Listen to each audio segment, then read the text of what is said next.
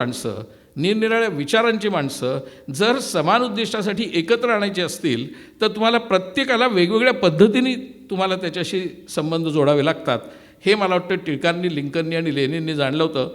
लेनिनवरती मी जास्त बोललो असतो तर ते बरोबर दिसलं नसतं या सभेमध्ये, कारण टिळकांच्या निमित्ताने ही सभा आहे आणि मी पूर्वीचा मार्क्स लेनिनवादी आहे, मार्क्सवादी आहेच नक्की, काही प्रमाणात लेनिनवादी पण आहे, पण त्याचा मला इथे संदर्भ आणायचा नाही. माझे विचार काय आहेत हा प्रश्न नाही आहे. माझ्या मते टिळकांना जे इंटरनॅशनल स्टेट्समनचं स्टेटस ते राज्यावर नसल्यामुळे, त्यांच्याबद्दल इंग्रजांनी केलेल्या अपप्रचारामुळे, त्यांच्याबद्दलचं पुरेसं त्यांच्या पर्स्पेक्टिव्हमधनं इंग्रजीमध्ये लेखन न झाल्यामुळे, त्यामुळे Tilak remained to a certain extent Indian leader, to a certain extent leader of Maharashtra and unfortunately to a certain extent leader of Brahmins. आणि त्यामुळे टिळकांचं स्टेटस इंटरनॅशनली खूप कमी झालं. त्यामुळे मी विकास आणि श्रीनिवास गोपटेंना सांगत होतो की our task in our lifetime is to bring Tilak's status to that level where international statesman who created history, who made history, who transformed history, त्यांचं ते स्टेटस त्यांना दिलं पाहिजे. धन्यवाद. एका भाषणात कराराचे समर्थन करताना टिळक म्हणाले, मुसलमानांना भरपूर काही दिले असे अनेक हिंदूंना वाटते आहे, परंतु एक हिंदू म्हणून त्यांना अशी सवलत देण्यास माझा काहीही आक्षेप नाही. मुसलमानांच्या मदतीशिवाय सध्याच्या परतंत्र असहनीय स्थितीतनं आपणाला म्हणजे या देशाला वर येणे अशक्य आहे. हे साध्य करायचे असेल तर आपल्याला मुसलमानांना मोठा वाटा देण्यास काहीच हरकत नाही. त्यांना ज्या प्रमाणात आपण अधिक प्रतिनिधित्व देऊ त्या प्रमाणात त्यांचीही जबाबदारी वाढेल आणि ते स्वराज्याच्या चळवळीमध्ये पूर्णपणे सामील होतील. हे त्यांचं एक्झॅक्ट कोटेशन शेषराव मोरेंच्या पुस्तकातलं आहे. आत्ता ज्या वेळेला ह्या हिंदू मुसलमान ह्या चर्चा होतात, म्हणजे त्याच्या दृष्टिकोनातून मला हे मांडायचं नाही आहे, पण त्याच्यामुळे तुम्हाला एक कदाचित माहिती असेल, इथे जुने कोणी RSSचे जर पुढारी असेल तर त्यांना आठवत असेल, एक पुस्तिका प्रसिद्ध झाली होती संघाच्या काही समर्थकांकडनं की भारतात मुसलमानांचा अनुनय कोणी सुरू केला तर टिळकांनीच सुरू केला, असं त्यात पुस्तिकेचा आशय होता. तर त्याच्यावरती एकदम संघातनंच टीका झाली की असं काही नाही, असं तुम्ही म्हणू नका, हे टिळकांवरती अन्याय करणाऱ्यांनी ती पुस्तिका मागे घेतली गेली. पण ती पुस्तिका आहे आणि प्रकाश जावडेकरांना ती पुस्तिका आहे हे माहिती आहे. तर हा आता संदर्भ आहे. हा मी केवळ आत्ताचे आपण कित्येक वेळेला आत्ताच्या पॉलिटिकल पोझिशन्स ह्या रॉंग हिस्टॉरिकल रेफरन्सेसमधनं घेतो. त्याचप्रमाणे इथे ह्या विनायकराव जोशीने जो मला लेख पाठवला त्यातला एकच पॅराग्राफ वाचतो. टिळक एक गणिती होते. ते राजकारणाकडे पाहताना सुद्धा गणिताचा उपयोग करत. लेबर पार्टीचा उदय म्हणजे भारतीय राजकीय स्वायत्ततेचा जन्म हे त्यांचे गणित म्हणजे राजकीय गणित अचूक होते. लेबर पार्टीचे प्रमुख उद्दिष्ट जरी निरंकुश भांडवलशाहीचा नाश असले तरी त्यांच्या तत्त्वज्ञानात भांडवलशाहीचा कळस असणारा साम्राज्यवाद कधीही बसणारा नव्हता. टिळकांच्या राजकीय जाणीवा अतिशय प्रगल्भ होत्या आणि गांधीजीच काय खुद्द त्यांचा एकही अनुयायी टिळकांच्या पासंगाला सुद्धा उभा राहू शकत नाही. या राजकीय देणगीचा म्हणजे त्या 2000 पाऊंडाचा लेबर पार्टीवर मोठाच परिणाम झाला आणि त्यांची मतदारसंख्यावर प्रभाव मोठ्या प्रमाणात वाढली. त्याच्यामध्ये टिळकांचा मोठा हातभार होता. मग पुढे त्यांनी ॲटलीबद्दल सुद्धा टिळकांचं काय होतं म्हटलं. आता हे भान ठेवणं माझ्या मते खूप महत्त्वाचं होतं. याच्यात हे पुस्तक त्यांचं यायचं आहे अजून इंग्रजीमधलं, तर ते आल्यानंतर आपल्याला अधिक माहिती कळेल. कोणाला आजच्या व्याख्यानासंबंधी काही प्रश्न विचारायचे असतील तर विचारू शकता. माझ्या मते ते कळणारी माणसं बरीच आहेत. त्यात सर्वप्रथम पंडित नेहरू आहेत आणि विनोबा आणि साने गुरुजी आपल्या दृष्टीने महत्त्वाचे आहेत. नंतरच्या पट्ट्यामध्ये काही प्रमाणात, पण पूर्ण प्रमाणात नाही, काही प्रमाणात इंदिरा गांधींना, पण पंडित नेहरूंना सर्वात जास्त. आणि सगळ्यात जास्त टिळकांचं महत्त्व कोणाला कळलं असेल तर ते गांधीजींना. गांधीजींना ज्यावेळेला शिक्षा झाली त्यावेळी त्यांनाही 6 वर्षाची झाली. हा प्रसंग गांधी फिल्ममध्ये आहे. त्यावेळेला गांधीजींनी कोर्टाला सांगितलं, ज्यांना मी माझं सर्वात आदरयुक्त स्थान मानतो त्या टिळकांना पण 6 वर्षाची शिक्षा झाली, तेवढीच शिक्षा मला देऊन तुम्ही माझा गौरव केला आहे. म्हणजे टिळकांना जी शिक्षा दिली त्यासाठी. आणि गांधी फिल्ममध्ये ते त्यांचं कोर्टात वाक्य आहे आलेलं. आपण असं म्हणालतात की टिळकांना विरोध हा गोखलेवादी किंवा आगरकरवादी किंवा हिंदू महासभावादी नाही, तर त्यांच्याच सहकार्यांच्या कडनं झाला होता. तर मग अशा- त्यांचा झालाच होता, हां, शिवाय पण त्यांच्या बरोबर, पण अशा सहकाऱ्यांच्याही काही नावं सांगू शकाल का? ज्यांचा विरोध त्यांना डावलावा लागला होता. खूप आहेत नावं, म्हणजे मी वाचूनच दाखवू शकतो. एक दोन नावं. ते मुख्यतः जे आहेत ते म्हणजे तो ब्राह्मणिकल सनातनी वादातली माणसं आहेत, वैद्य आहेत, बरेच आहेत, खूप आहेत, नावाच्या नावं आहेत. पण पण मला ती जवळचे आता सहकारी होते, मी सगळी नावं त्यांच्यापैकी त्यांच्या कोणी- इनिशियल सकट त्यांची मला माहिती नाही आहेत. नाही, त्यांचे म्हणजे जे माहिती जवळचे आहेत, सहकारी पाठ नाही होते, आहेत. माहिती आहेत, पाठ त्यांच्यापैकी कोणी? कोण? त्यांचे जे जवळचे सहकारी होते, खाडीलकर, केळकर किंवा खरं खापर्डे. केळकर सुद्धा त्यांच्या विरोधात होते काही प्रमाणात. खाडीलकर फारसे विरोधात नव्हते आणि खाडीलकरांच्या एका अग्रलेखासाठी टिळकांना शिक्षा झाली 6 वर्षाची. खाडीलकर त्यांच्या बरेचसे बाजूचे होते, पण नंतर ज्यांनी पाठिंबा दिला टिळकांना त्याच्यामध्ये गाडगीळ, काकासाहेब गाडगीळ वगैरे सगळे होते. आणि मुख्यतः त्यांच्याकडे या 2 विचारांची माणसं होती, म्हणजे कम्युनिस्ट आणि समाजवादी. SM जोशी हे कट्टर टिळकवादी होते, कॉम्रेड डांगे हे कट्टर टिळकवादी होते, विनोबा हे कट्टर टिळकवादी होते, काकासाहेब गाडगीळ हे कट्टर टिळकवादी होते, मगाशी म्हटल्याप्रमाणे पंडित नेहरू हे कट्टर टिळकवादी होते. आणि ज्या वेळेला यांचं नाव आलं अरविंद घोषांचं अध्यक्षपदासाठी 1904ला का 5ला काँग्रेसच्या, त्यावेळेला अरविंद घोष म्हटले तुमच्याकडे महाराष्ट्रात लोकमान्य टिळक असताना माझं नाव काय तुम्ही घेताय. इतकी त्यांची म्हणजे त्यावेळेला राष्ट्रीय पातळीवरती क्षमता प्रस्थापित झालेली होती. पण नंतर पुढे माझ्या मते काही प्रमाणात महाराष्ट्रातल्या जातीयवादी राजकारणामुळे असेल किंवा माहीत नाही, पण टिळकांना त्यांचं स्टेटस महाराष्ट्राने पण दिलेलं नाही असं माझं मत आहे, बाकीच्यांचा सोडा. आणखीन एक प्रश्न. मला एक प्रश्न विचारायचा होता की संघाची स्थापना जेव्हा झाली तेव्हा ते नुसतं हिंदूंना घेतलं तर मुसलमानांना सगळ्या इतरांना घेतलं असतं तर कदाचित चित्र भारताचं लवकर चांगलं बदललं असतं का, हा प्रश्न मला नेहमी येतो. संघाच्या लोकांनी त्यावेळेला मुसलमानांना, ख्रिश्चनांना सगळ्यांना घेऊन एक नैतिकतेचे चांगले धडे द्यायचे भगवा झेंड्याच्या ऐवजी. असं का नाही केलं? ते केलं असतं तर स्वातंत्र्य कदाचित लवकर आलं असतं असं मला वाटतं. हिंदू महासभेची स्थापना 1915ची आहे. RSSची स्थापना 1925ची आहे. RSSची स्थापना झाली त्यावेळेला त्यांच्या संस्थापकांना म्हणजे हेडगेवारांना, जे त्यावेळेला काँग्रेसमध्ये होते, आणि ते 1925 साली स्थापना झाल्यानंतर 1929पर्यंत गांधीजींच्या सत्याग्रहात भागसुद्धा घेत होते. ते काँग्रेसवादीच होते, पण ते RSSवादी होते. त्यामुळे काँग्रेसमध्ये RSSवादी विचारवंतांचा किंवा हिंदू महासभावादी विचारवंतांचा आणि विचारी राजकारण्यांचा प्रचंड प्रभाव होता.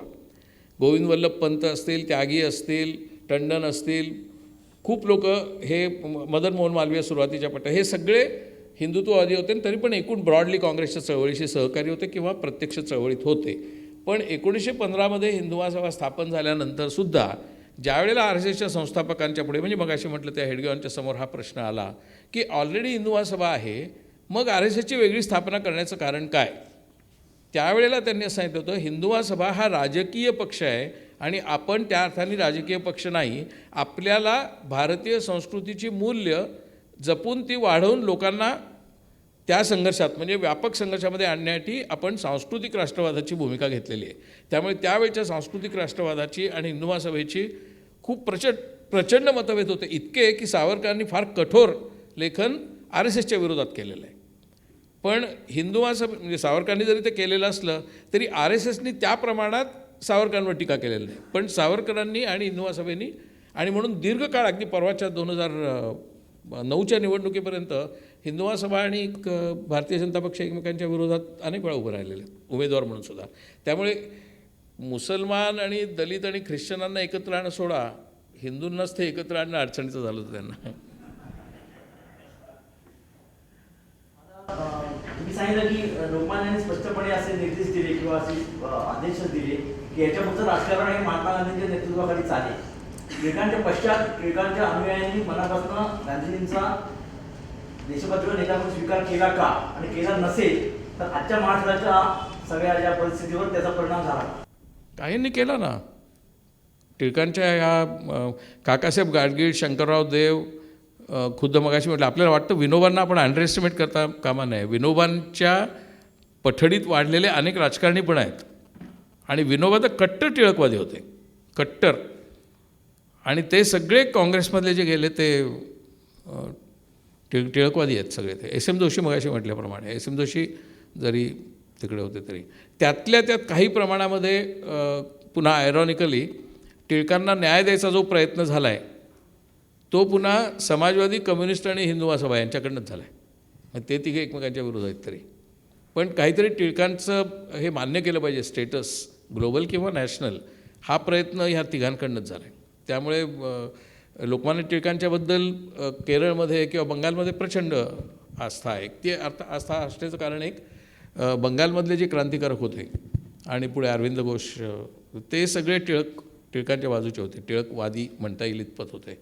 त्यामुळे टिळकांचा प्रभाव साधारणपणे माझ्या मते चांगला 1930-31पर्यंत आहे गांधीजी असूनसुद्धा नंतर तो आपल्याकडच्या अंतर्गत राजकारणाने महाराष्ट्रातल्या तो कमी व्हायला लागला.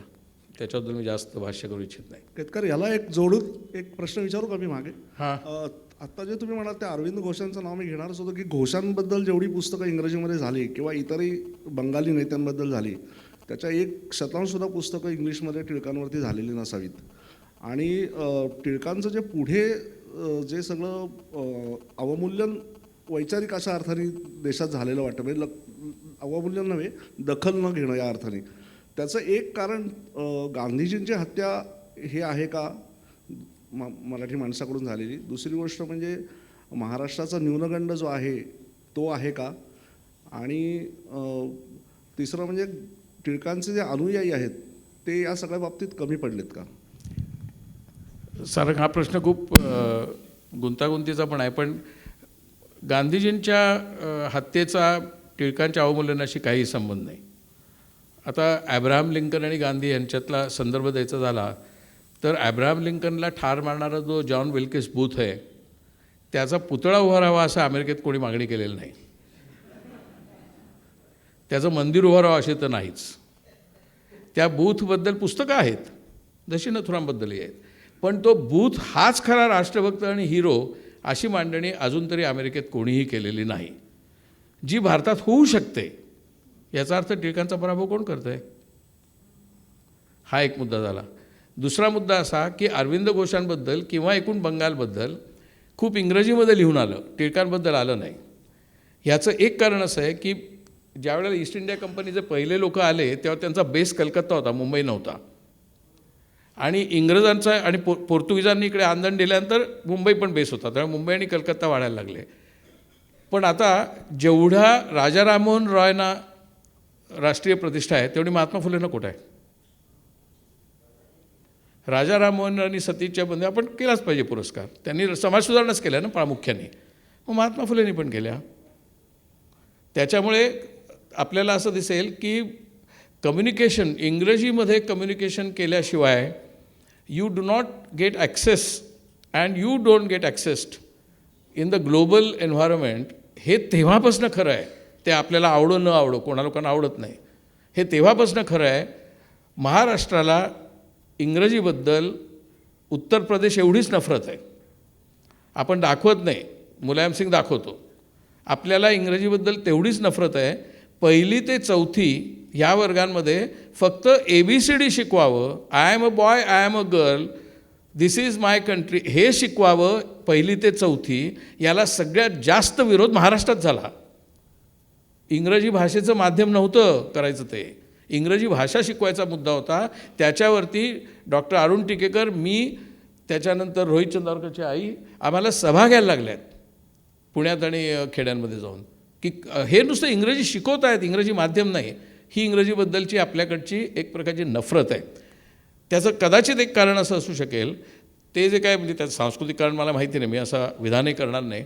पण ते जे काय वाघाचं दूध प्यायले वगैरे जी चर्चा 19व्या शतकामध्ये आहे त्या शतकाचा एक अत्यंत चुकीचा संस्कार आपल्याकडच्या स्वतःला बुद्धिवादी म्हणणाऱ्या उच्चवर्णीयांनी घेतला, मुख्यतः ब्राह्मणांनी घेतला.